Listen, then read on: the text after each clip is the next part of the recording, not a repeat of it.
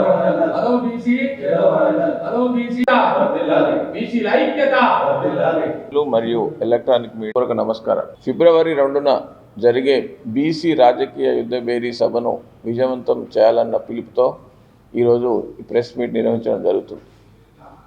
So BC రాజకీయ యుద్ధ భేరీ యొక్క ముఖ్య ఉద్దేశం బీసీలకు గత 70 సంవత్సరాలుగా జరుగుతున్న అన్యాయాల పైన చాలాసార్లు పోరాటాలు చేయడం జరిగింది.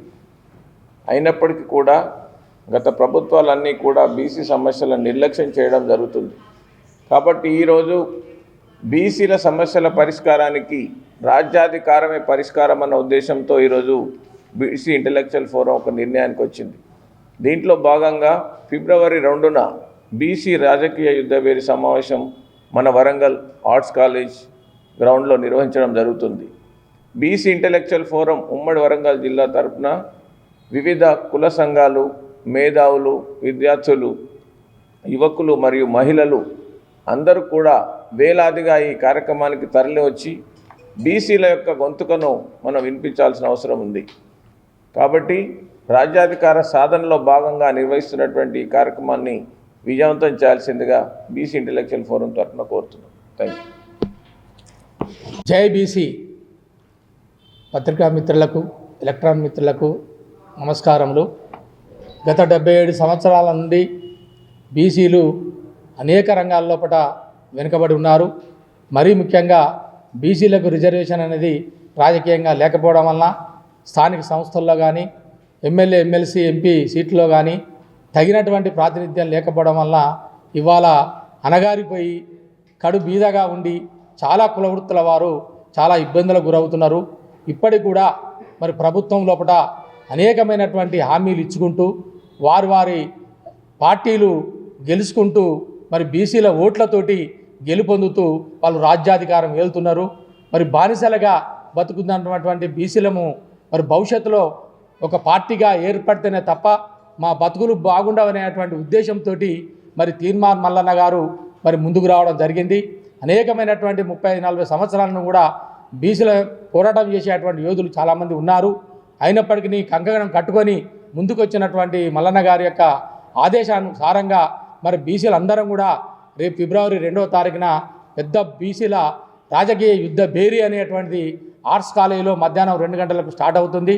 కాబట్టి మనం ఈ యొక్క యుద్ధ భేరీని సఫలీకృతం చేసినట్టయితే మన ఓట్లు మనం వేసుకుంటే సరిపోతుంది.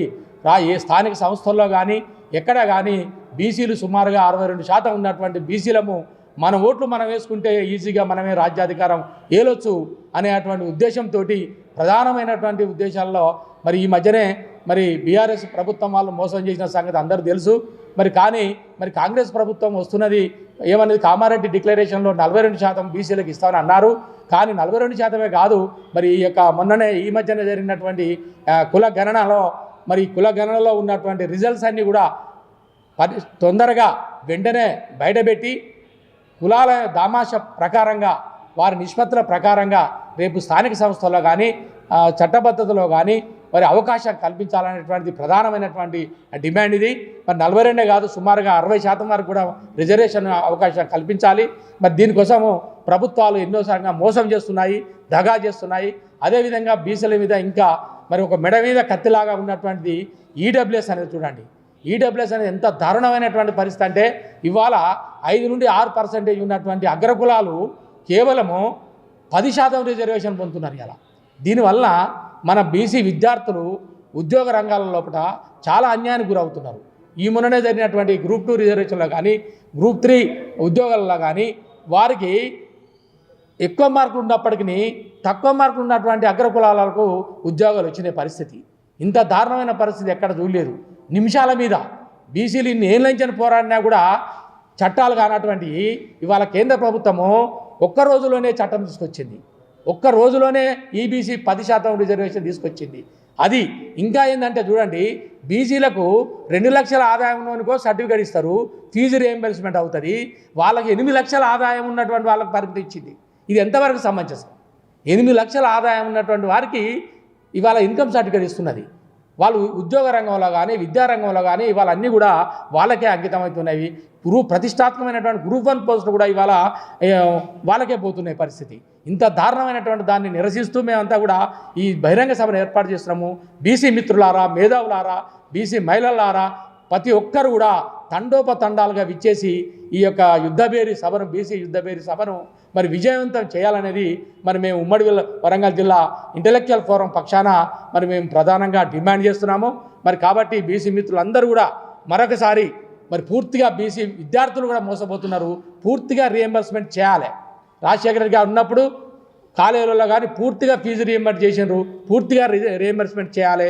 అదేవిధంగా కులవృత్తుల వారు కూడా ప్రత్యేకమైనటువంటి పరిశ్రమలకు అనుమతి ఇచ్చేసి వాళ్ళను జీవనోపాధిని కల్పించాలని కోరుతున్నాము. అదేవిధంగా పేద బిడ్డలు ఉన్నారు, బీసీ పేద బిడ్డలు, భూమి లేనటువంటి వారు ఉన్నారు, వాళ్ళందరూ కూడా భూమి వసతి కల్పించాలి, పెన్షన్ వసతి కల్పించాలి.